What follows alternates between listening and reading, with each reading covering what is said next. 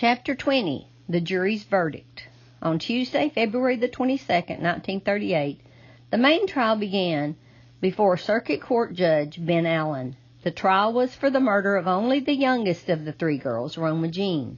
This was in order to allow the prosecuting team the option of trying the men for the deaths of the other two girls if they failed to obtain a judgment in this case.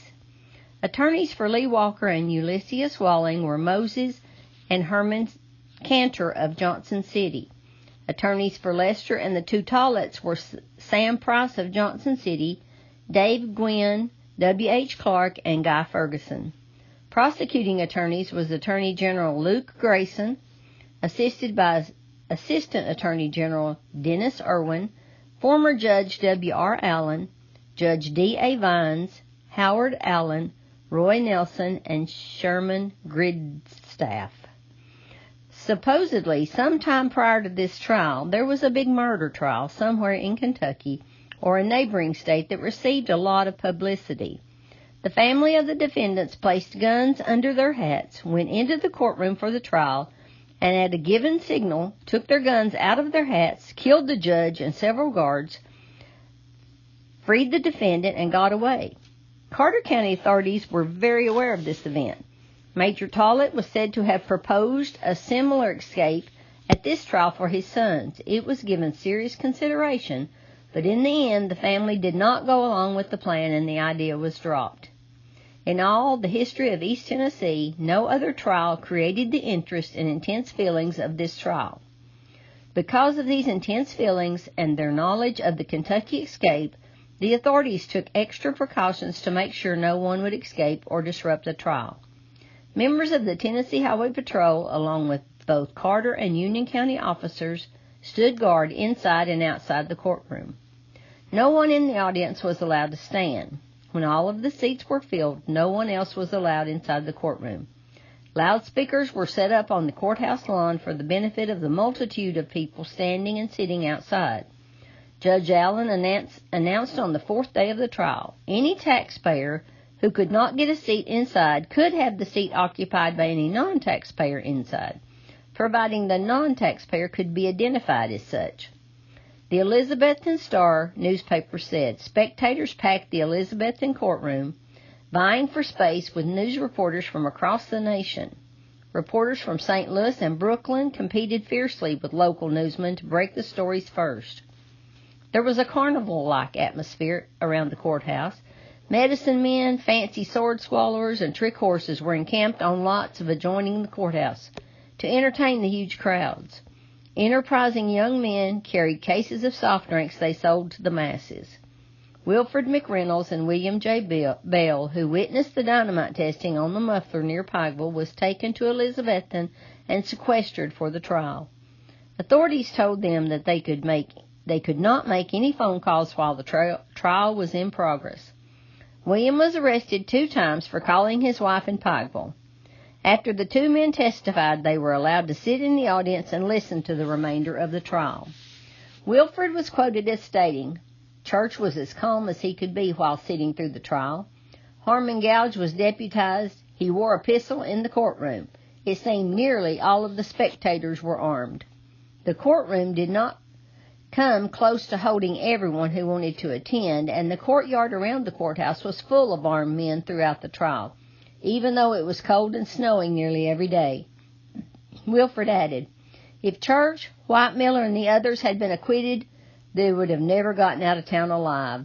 The sentiment among the spectators was that strong. During the trial's first days, 8 Bledsoe County residents who had been summoned by the defense did not show in court. Judge Allen was highly upset over their absence. He sent Bledsoe County Sheriff Walter Walling, 2 Tennessee Highway Patrol officers, and 2 Carter County deputies to Pikeville with attachments for the men and women summoned by the defense. The 8 people were former 3-time Bledsoe County Sheriff T.Y. Swofford, Homer Creek, Carl Thurman, Perry Thurman, Jesse Davis, Robert Wheeler, Church's father Frank Lester, and Church's wife Evelyn. Jury selection commenced on the first day and lasted 3 long days. 400 prospective jurors were examined before 12 could be found to try the case.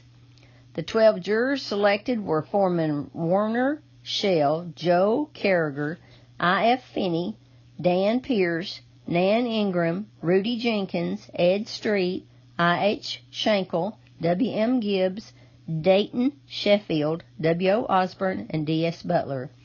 This jury was sequestered for the duration of the trial with quarters in the Watauga Hotel. At the beginning, counsel for the Tollett brothers and Church Lester petitioned the court to have their trials separate from Lee Walker's and Ulysses Walling's trials. Their lawyers contended that the two groups of defense lawyers were antagonistic and there was an absolute lack of cooperation between them. This was because Lee and Ulysses had confessed and were only asking the court to be lenient, while the Tolletts and Church were pleading their innocence. Judge Allen denied the request. During the trial, Lee and Ulysses sat separately from Church, Whitemiller, and Crave. While Ulysses was called to the witness stand, he gave his age as 23, and then he repeated his confession.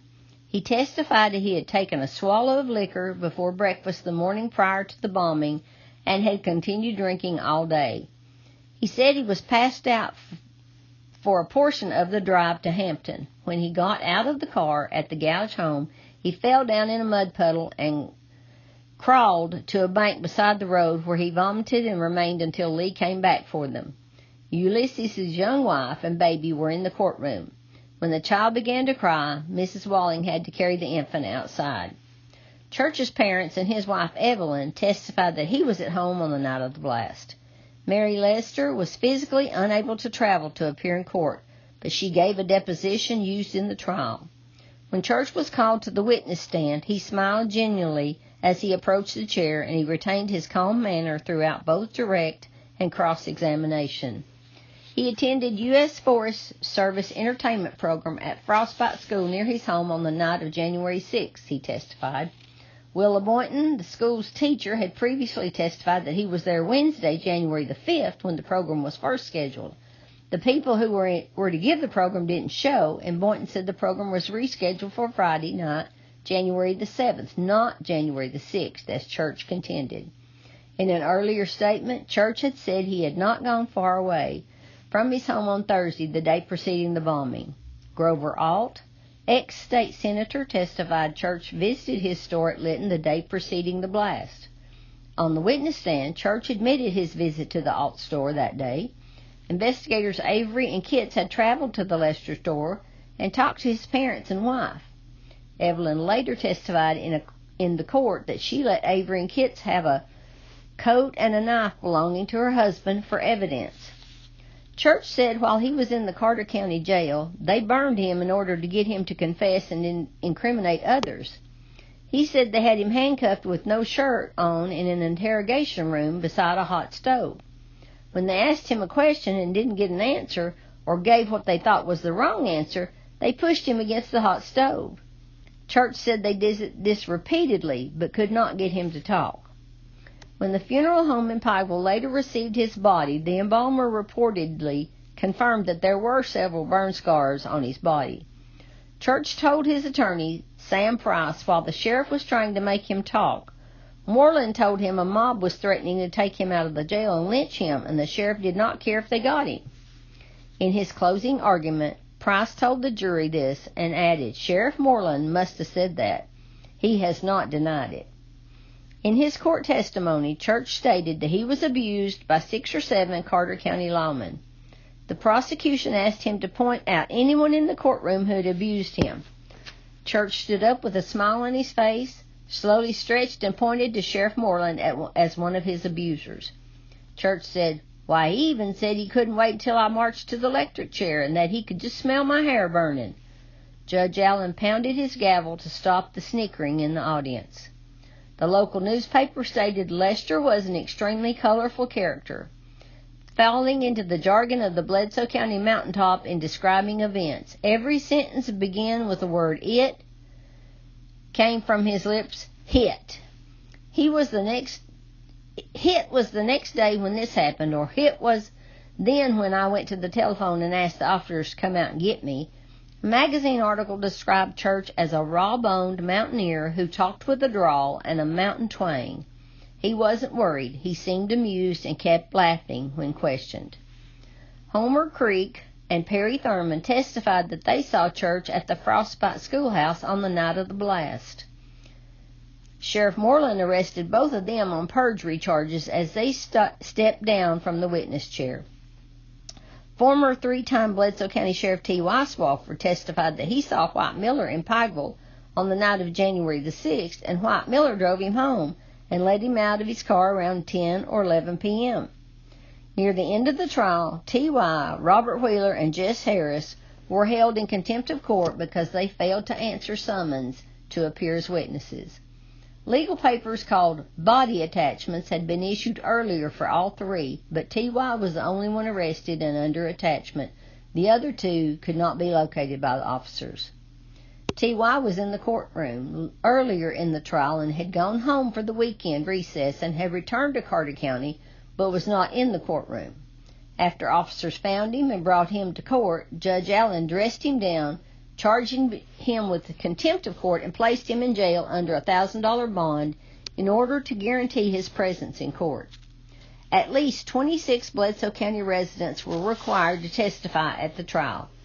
They were Sheriff Walter Walling and his wife, Johnny Vaughn, T.Y. Swofford, Grover Alt, Albert White, Mrs. Icy Spence, T.H. Raines, Lona Swofford, Rafus Cummings, Ori Blackburn, Howard Turner, Homer Creek, Carl and Perry Thurman, Frank and Mary Lester, Church's wife Evelyn, Leland Ferguson, Harry Scott, George Walker and his wife, Layman Holloway, Tom McDaniel, Willa Boynton, and Wilfred McReynolds. The day Church's wife Evelyn was called to testify, one of the lawyers asked her why she had not attended the trial on previous days. She said she had no money to attend. Prosecuting attorney Dennis Irwin offered to provide her transportation and board for herself, her baby, and Lester's parents because he said, "We don't want anyone to go to this trial for murder without his wife, baby, and parents present at his side." This was a great show of compassion because Irwin was one of the lawyers trying to convict Church, not his lawyer trying to set him free. Evelyn apparently accepted the prosecutor's offer. During the trial, Harmon Gouge gave his age as 38 and said he had been married 10 years. When his wife Pauline took the stand, she freely sobbed for her daughters. She stated, "I never did anything to anybody. I don't see how anyone could have the heart to kill my children." When Ulysses Walling testified, he said, "I was so drunk I didn't know what was happening." Bledsoe Sheriff Walter Walling denied assisting the defendants in constructing an alibi, but he admitted he was a good friend of the Tollets and said, "We'd go down the road for one another." In his closing argument, prosecuting attorney Dennis Irwin shouted, "There's no reason why mercy should be given to these baby killers."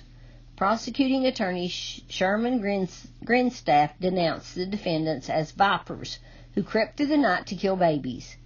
Attorney General Grayson referred to the killing of the three girls as the most dastardly crime on record in East Tennessee. Grindstaff pointed his finger at Craig Tollett and denounced him as being the brains of the plan and responsible for the whole fiendish plot. The jury began deliberating at 6:10 p.m. Wednesday, March the 2nd. An estimated 1,000 people packed the courtroom, eager to hear the verdict. At 9 p.m., the jury asked for more time. The judge sequestered the jury for the night and told them to come back the next day. By 7:30 a.m. Thursday, 30 minutes before court was to reconvene, every seat in the courthouse was taken and spectators filled the back and all the aisles. After 2 additional hours of deliberation, jurors filed back into the courtroom at 10 a.m. The huge crowd was very tense. Stationed about the courtroom were 10 armed highway patrol officers and a score of armed city and county officers. 5 of these officers, each with a shotgun, were standing behind the 5 defendants. Each man with a shotgun was responsible for only one defendant. Sheriff Moreland was the person standing behind Church Lester with his shotgun. Rain beat against the courtroom windows as jury foreman Warner Shell read the words of doom.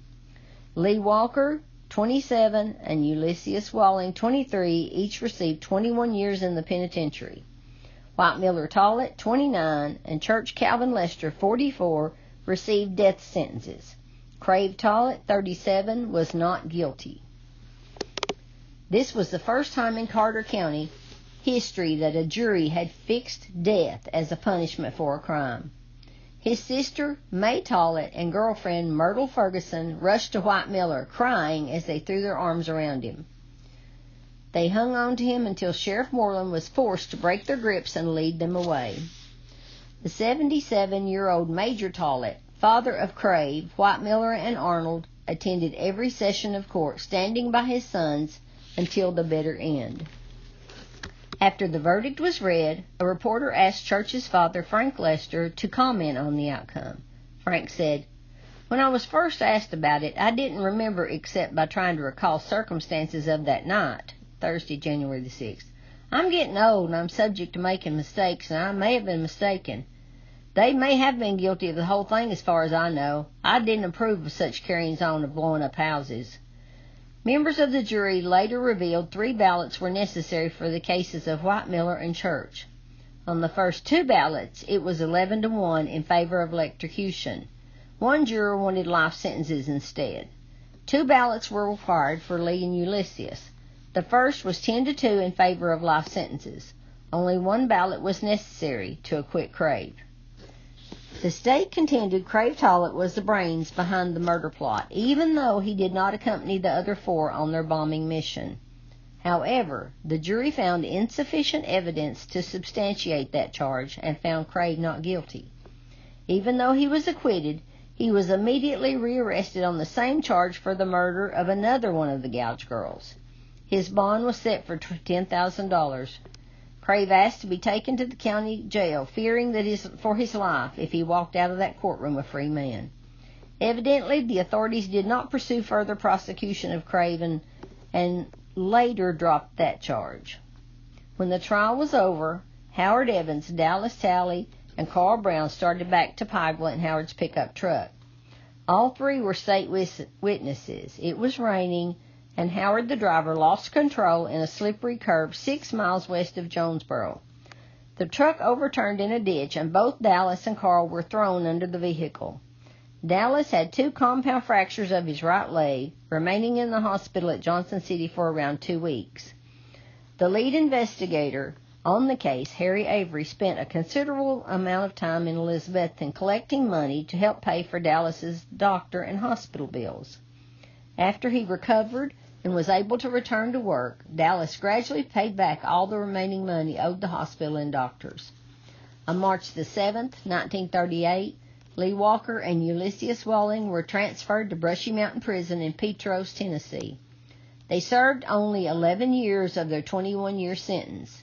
Lee spent all of his time in Brushy, but Ulysses was transferred from Brushy to a prison in Nashville to serve most of his time. Both were released from prison around 1949 and proceeded to live good, productive lives. When Lee Walker left prison, he returned to Bledsoe County and lived with his parents in the 9 Mile community. He married and later moved with his wife and stepson to Lupton City in Hamilton County, where he was a carpenter. After retirement, the couple moved back to Pikeville. Lee died August 2, 2000, and was buried in Brushy Cemetery in the head of the Sequatchie Valley. Ulysses Walling married and had 2 sons. He spent many years in the tire and car wash business in McMinnville. After retiring in 1972, he and his wife also returned to Bledsoe County to a home on Cumberland Mountain near the Three-Way Market.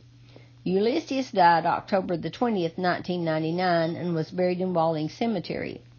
At the times of their deaths, both Lee and Ulysses were known as good men who provided for their families, lived quiet lives, and were good citizens.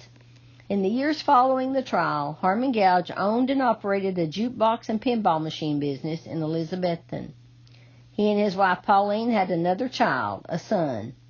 They are buried side by side in Happy Valley Memorial Park in Elizabethton.